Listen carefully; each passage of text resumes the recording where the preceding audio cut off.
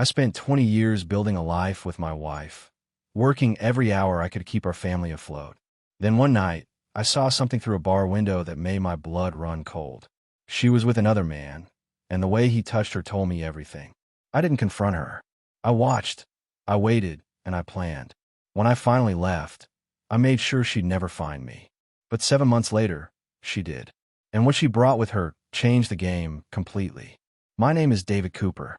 I'm 41 years old, and I've spent the better part of my adult life with grease under my fingernails and the smell of motor oil in my clothes.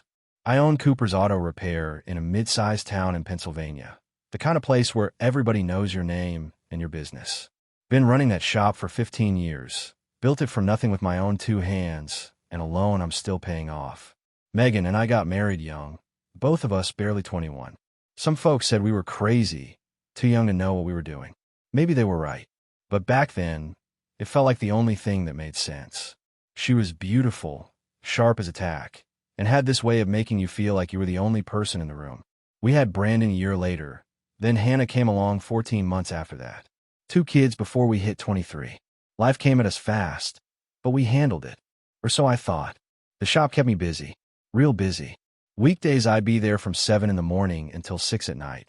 Sometimes later, if a job ran long. Saturdays too, especially during summer when the heat had everyone's AC units giving out and their engines overheating. Megan worked as an office manager at a local insurance company. Decent pay, good benefits. Between the 2 of us, we made it work. Paid the mortgage, kept food on the table, sent both kids off to college. Brandon's studying engineering at Penn State. Hannah's doing pre-med at Temple. I'm proud of them.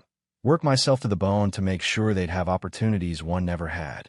Took out loans, worked extra jobs, said yes to every overtime hour that came my way. That's what a father does. You sacrifice. You provide. You make sure your kids don't have to struggle the way you did. But somewhere along the way, while I was busy being a provider, I stopped being a husband. Or maybe Megan stopped being a wife. Hard to say which came first. All I know is that by the time I figured out what was happening, the damage was already done. The foundation had rotted out from under us, and I was the last one to smell the decay. It all started on a Wednesday evening in March. I remember because it was the day after Brandon's birthday, and we just sent him a care package with his favorite snacks and a check to help with books. I'd stayed late at the shop finishing up a restoration job on a '67 Chevy pickup. One of those projects you take on because you love the work, not because it pays well. When I finally locked up around 8:30, I was tired, hungry, and looking forward to a hot meal and maybe catching the end of the Sixers game. Instead, I got the beginning of the end of everything I thought I knew. I didn't go straight home that Wednesday night. Instead, I got a text from my buddy Greg, someone I'd known since high school. He was at Murphy's bar watching the Phillies game and asked if I wanted to join him for a beer. After the day I'd had, dealing with that stubborn Chevy and Tom, riding everyone at the shop, a cold one sounded perfect. Murphy's was one of those neighborhood places where the bartender knew your order before you sat down. Nothing fancy, just good beer, decent wings, and a big screen for the game. I pulled into the lot around 8:45, spotted Greg's truck, and headed inside. He was already at our usual spot near the window, 2 beers waiting. We talked shop for a while, complained about work, joked about the Phillies' defense. Normal stuff. The kind of conversation that doesn't require much thinking, just 2 guys unwinding after a long day. Then I saw her. I was glancing out the window, just watching people walk by on the street, when Megan appeared on the sidewalk. My wife, dressed nice, hair done up in that way she only bothered with for special occasions. But she wasn't alone. A man walked beside her. Tall, decent build, wearing a dark coat. They weren't holding hands, weren't wrapped up in each other, but something about the way they moved together made my stomach tighten. Then he did it. Just for a second, casual as anything, he placed his hand on the small of her back as they turned the corner. That gesture, that tiny, intimate touch that said everything. My beer stopped halfway to my mouth. Greg noticed, followed my gaze, then looked back at me with concern written all across his face. "Dave, that your wife?" I nodded slowly, couldn't speak. "Who's the guy?" "No idea." I managed to get out. We both stood up at the same time. I threw some cash on the table and headed for the door, Greg right behind me. By the time we got outside, they'd turned the corner. I spotted them a block down, walking toward the parking lot behind the old pharmacy. "You sure you want to do this?" Greg asked quietly. I didn't answer, just started walking. We hung back far enough not to be noticed, but close enough to keep them in sight. They reached a dark SUV in the lot, something new and expensive looking. The guy opened the passenger door for her. She got in, smiling at something he said. No hesitation, no guilt on her face. Just comfortable like this was routine. The SUV pulled out, and I ran back to my truck with Greg jogging behind me. We followed them through town, keeping a safe distance. They were being careful, weren't checking mirrors or taking weird routes. This wasn't their first time doing this. That much was clear. They drove for maybe 20 minutes, heading out toward the edge of town where the buildings got older and the streetlights got dimmer. Finally, the SUV turned into a parking lot I recognized. The Sunset Motor Lodge, a rundown place that rented rooms by the hour, the kind of spot you only went to if you didn't want to be seen. I pulled into a spot across the street, killed the engine, and watched. The guy got out first, walked around to open her door. They went into the office together. Through the window, I could see them talking to the clerk. A minute later, they came out with a key and walked toward one of the rooms. Room 114. I watched them go inside and close the door. My hands were shaking. Not from anger yet, just shock. Greg sat beside me in silence, probably not knowing what to say. What do you say when you watch your buddy's wife walk into a motel room with another man? I pulled out my phone, opened the camera, and started taking pictures. The SUV's license plate, the motel sign, the room number. Then I zoomed in and got a shot of them through the window before the curtains closed. Not perfect photos, but good enough. What are you going to do? Greg finally asked. I don't know yet, I said, my voice flat. But I'm gonna need proof. All of it. We sat there for another 30 minutes, just watching that closed door.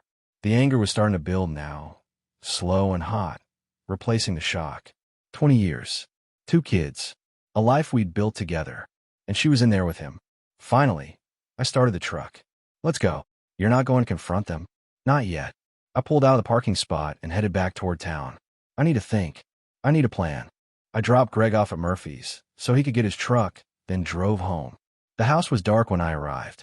Megan's car wasn't in the driveway. Of course not. She was still at that motel. I went inside, grabbed a beer from the fridge, even though I didn't want it, and sat at the kitchen table in the dark. The photos on my phone glowed in front of me. Evidence. Proof that my marriage was a lie. I don't know how long I sat there. Could have been an hour. Could have been 2. Eventually, I heard her car pull into the driveway. The front door opened. She came in humming something under her breath, set her purse on the counter. David, you still up? I didn't answer right away. Just sat there in the dark, watching her move through the kitchen, turning on lights. When she finally saw me sitting at the table, she jumped a little. God, you scared me. Why are you sitting in the dark? She smiled, trying to be casual. How was your day? I looked at her, really looked at her. The woman I'd spent half my life with. The mother of my children. A stranger. Where were you tonight, Meg? Her smile faltered just a bit. Just out with some friends from work. We grabbed dinner, had a few drinks. What? Which friends? Just some people from the office. You don't know them. She opened the fridge, pulled out a bottle of water. Why are you asking? I stood up slowly, pulled my phone from my pocket, and sat on the counter in front of her. The photo of her and that man walking into the motel was pulled up on the screen. Her face went white. Who is he, Megan? She stared at the phone, her mouth opening and closing. No words came out. I asked you a question, I said, my voice deadly calm. Who is he? Megan stared at the phone screen for what felt like an eternity, her face cycling through emotions I couldn't quite read. Shock, definitely. Fear, maybe. But no shame. No guilt. That's what got me the most. David, I can explain, she finally said, her voice barely above a whisper. I almost laughed. Explain what? That you weren't at the Sunset Motor Lodge tonight? That the man in that photo isn't real? That I didn't watch you walk into room 114 with him? Her hand started shaking. She set the water bottle down on the counter, gripped the edge for support. How long were you watching? Long enough. I picked up my phone, pocketed it. Long enough to see you smile at him. Long enough to watch him open doors for you like some gentleman. Long enough to know this isn't the first time. It's not what you think. Then what is it, Meg? I kept my voice level, controlled. I wasn't going to yell. Wasn't going to give her the satisfaction of seeing me break. Because from where I'm standing, it looks like you've been sneaking around behind my back. How long? She looked down at her feet. A few months. 5, maybe. 5 months. The words are like a punch to the gut, but I kept my face neutral. 5 months. While I've been working my tail off at the shop. While I've been sending money to Brandon and Hannah for school. While I've been coming home exhausted every night. You've been with him. You're never here, David. Some fire crept in her voice now, defensive. When's the last time we had a real conversation? When's the last time you asked me about my day and actually listened to the answer? You're married to that shop, not to me. I was working, I said slowly, deliberately, each word measured. Working to pay for this house. Working to keep our kids in college. Working to keep us afloat. And you repay me by sleeping with some guy at a cheap motel. His name is Kevin, she said quietly. Kevin Walsh. He's a claims adjuster. He comes to our office twice a month for meetings. I don't care what his name is. I moved closer, and she took a step back. I don't care what he does for a living.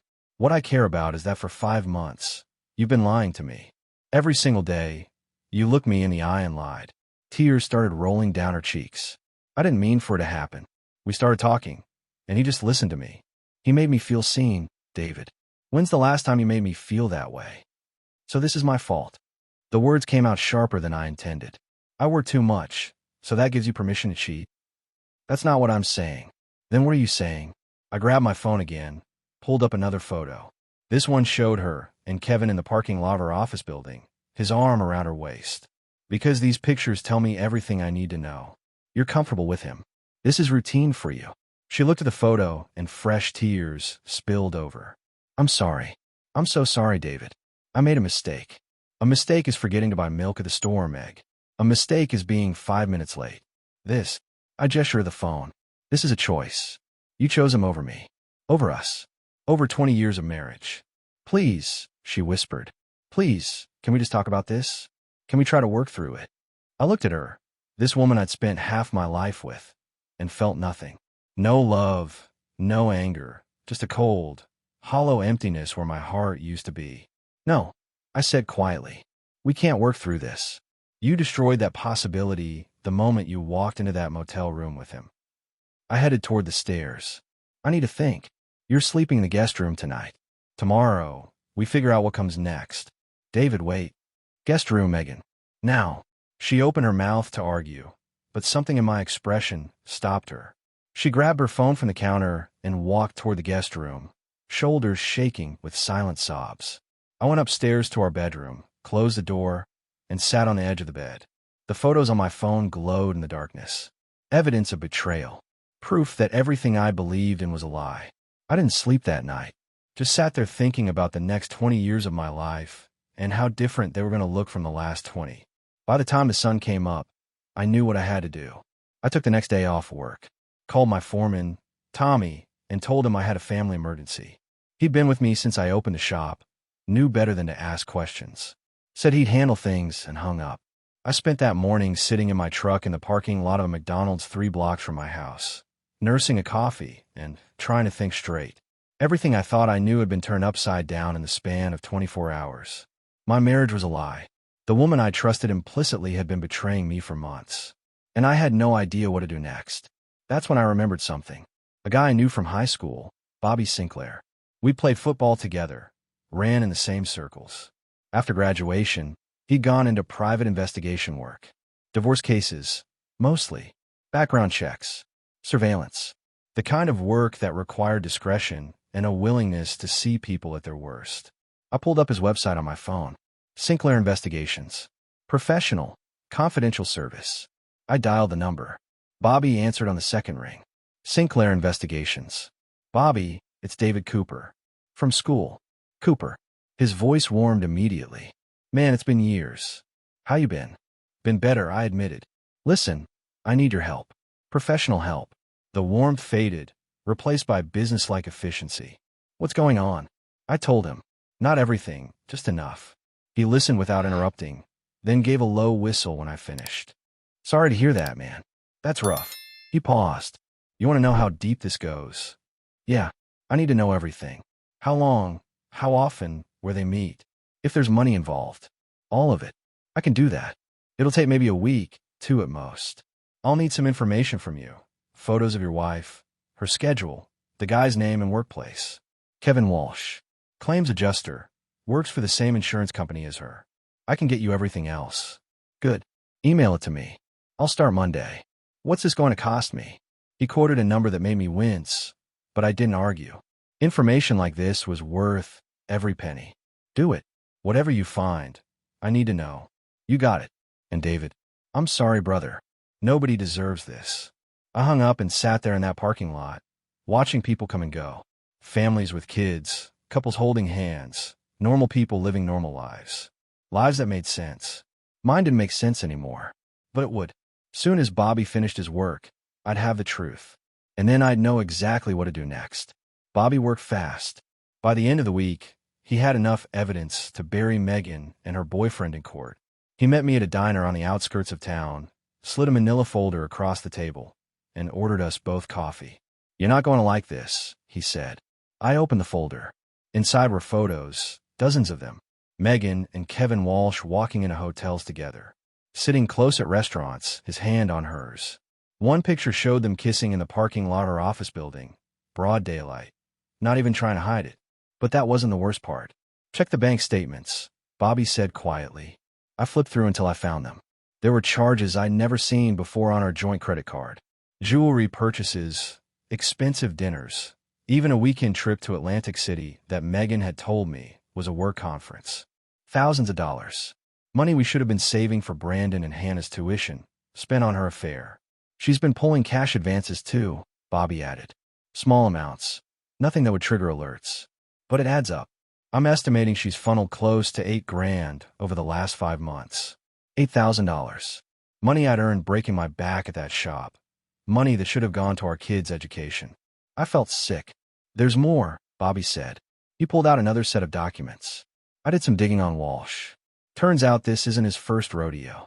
He's been divorced twice already, both times because of infidelity. Your wife knew what she was getting into. I closed the folder, pushed it away. That's enough. You want to keep digging? No. This is plenty. I looked at Bobby. Thanks, man. I owe you. Just take care of yourself, David. He stood, dropped a 20 on the table for the coffee. And get yourself a good lawyer. That afternoon, I went to see Andrew Pierce, a divorce attorney with a reputation for playing hardball. He looked through Bobby's folder, made a few notes, and leaned back in his chair. This is solid evidence, he said. With this, we can push for a favorable settlement. She won't have much ground to stand on. I want the shop protected, I told him. That business is everything to me. I built it from nothing. We'll make sure it stays yours. What about the house? She can have it. I don't want anything that reminds me of her. Andrew nodded, making more notes. What about your kids? They're adults, so custody isn't an issue. But they should know what's happening. That was the part I'd been dreading. Telling Brandon and Hannah that their mother had destroyed our family. But they deserve the truth. I'll tell them this weekend, I said. They're both coming home for spring break. Good. Keep me updated. Andrew handed me a business card. And David, don't do anything stupid. No confrontations. No threats. Let me handle this through the proper channels. I nodded, but part of me wanted to drive straight to Megan's office and drag Kevin Walsh out by his collar. Instead, I went home, packed a bag, and checked into a motel across town. I was done living under the same roof as a liar. Spring break arrived, and with it came my kids. Brandon got home first, pulling into the driveway in his beat-up Honda on a Friday afternoon. Hannah's train came in that evening. I picked her up at the station, and we drove to a restaurant downtown, neutral territory where we could talk. They sat across from me in the booth, both of them looking confused and worried. Brandon folded his hands on the table. Hannah fidgeted with her napkin. Dad, what's going on? Brandon asked. Mom's been calling us nonstop, but she won't say why. I took a breath. No easy way to do this. Your mother and I are getting divorced. She's been having an affair with a man from her work for the past 5 months. Hannah's hand went to her mouth. Brandon's jaw tightened. I found out 2 weeks ago. I continued. I've hired a lawyer, gathered evidence, and filed for divorce. The paperwork's already been served. Oh my God, Hannah whispered. Dad, I'm so sorry. Who is he? Brandon's voice was ice. His name's Kevin Walsh. Claims adjuster at her company. But that doesn't matter. What matters is that I'm handling it. And I need you both to know that this isn't your fault. None of this is your fault. Brandon shook his head slowly. I can't believe she'd do this to you. To us. She made her choice, I said. Now I'm making mine.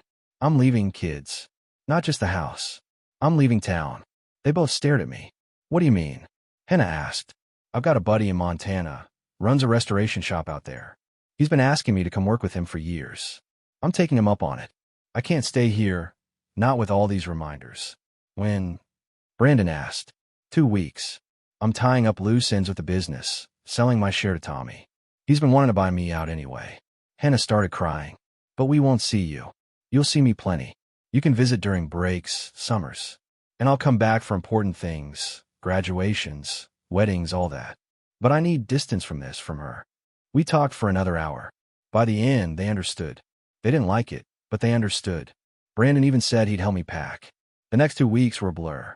I sold my stake in Cooper's auto repair to Tommy for a fair price, enough to start fresh out west. Closed out bank accounts, transferred assets, made sure everything was documented and legal. Packed what I wanted to keep and donated the rest. Megan tried to stop me.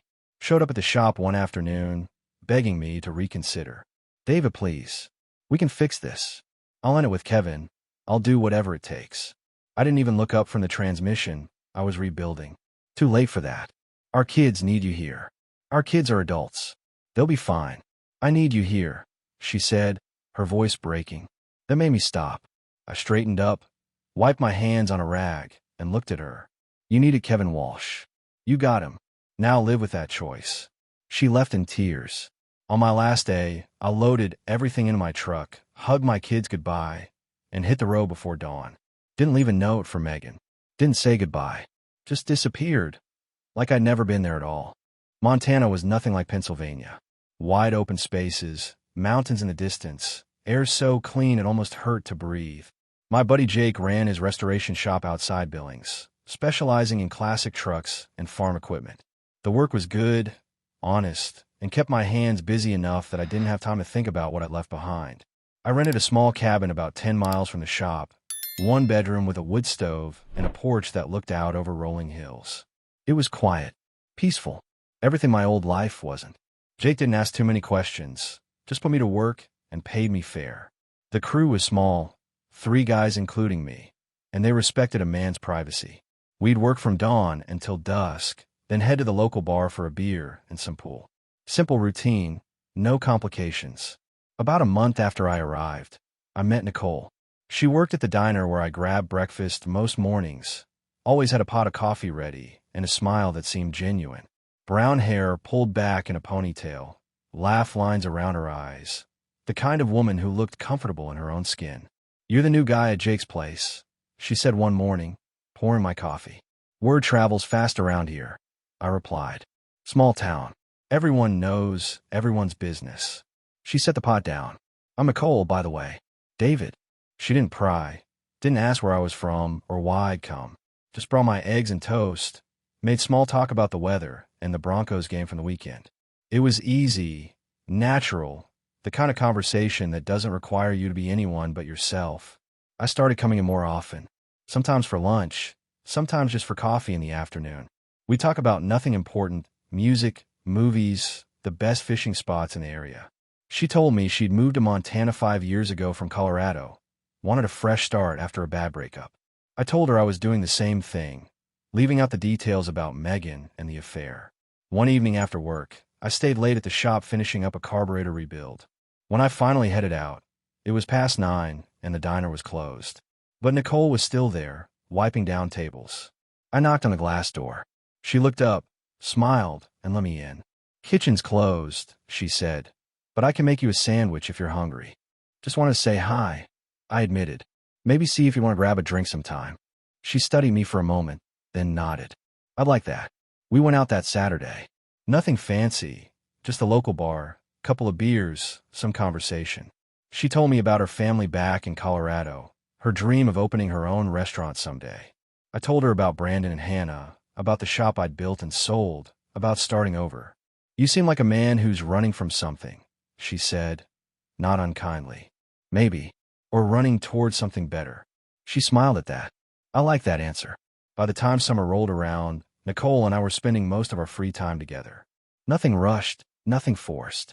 Just 2 people who'd been through the ringer, finding comfort in each other's company. For the first time in months, I felt like I could breathe again. 7 months after I left Pennsylvania, My phone rang. Unknown number. I almost didn't answer, but something made me pick up. David. The voice was familiar, but not one I wanted to hear. Brandon? What's wrong? My son sounded tired. Dad, Mom's been looking for you. She hired a private investigator. I think she found out where you are. My stomach dropped. How did she? She called Hannah, crying, saying she needed to talk to you. Hannah didn't tell her anything, but Mom's been making calls, checking with your old contacts. It's only a matter of time. I sat down on the porch steps, ran a hand through my hair. All right. Thanks for the heads up, son. Dad, she's desperate. I don't know what she wants, but be careful. We hung up. I sat there for a long time, watching the sun set over the mountains, feeling that old familiar not return to my gut. I'd known this day would come eventually. You can't just disappear and expect the past to stay buried forever. 2 days later, she showed up. I was working on a Dodge Power Wagon in the shop when Jay called out, David, you got a visitor.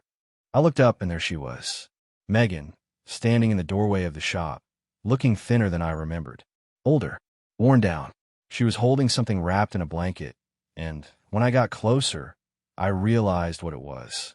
A baby. My hand stopped moving. My brain stopped working. I just stood there, staring at her and that infant in her arms, trying to make sense of what I was seeing. Hello, David, Megan said quietly. Her voice shook. We need to talk. I set down my wrench, wiped my hands on a rag. Jake, I'm taking a break. We walked outside, away from the shop, toward my truck. The baby was sleeping, tiny face peaceful and unaware. I didn't want to ask, but I had to know. Whose is it? Megan's eyes filled with tears. Yours. His name is Matthew. He's 3 months old. I shook my head slowly. No, that's not possible. We haven't been together in over a year. I was pregnant when you left, she insisted. I didn't know until after you were gone. I tried to find you, but you disappeared. David, please, he's your son. I looked at her, really looked at her, and saw something in her eyes I'd seen before. Desperation. The same look she'd had when I caught her with Kevin's emails open on her laptop. You're lying, I said flatly. I'm not. I have the birth certificate. Your name is on it. Then you forged it. I took a step back. That baby isn't mine, Megan. The timeline doesn't work. Please, she whispered. Please, David. Kevin left me when he found out I was pregnant. I have no one. No money. I need help. And there it was. The truth laid bare.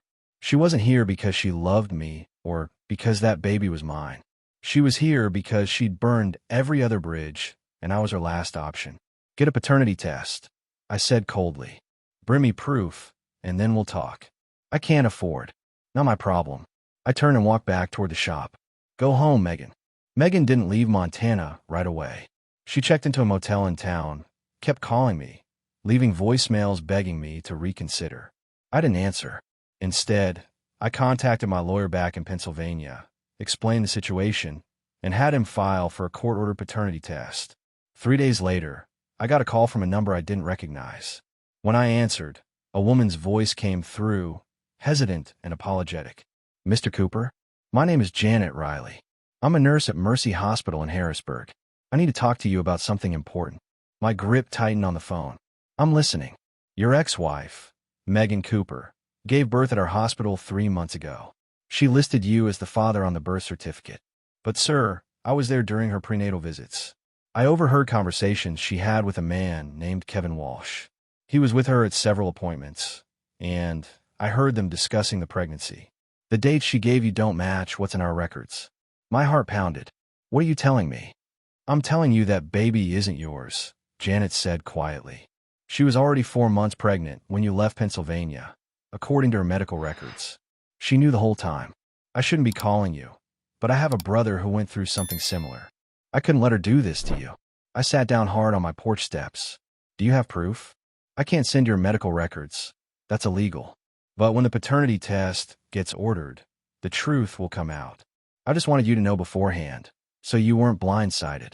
After we hung up, I sat there for a long time, staring at nothing. Megan had come all this way, baby in hand, spinning lies to manipulate me into taking care of another man's child. The same man she destroyed our marriage for. The paternity test results came back a week later.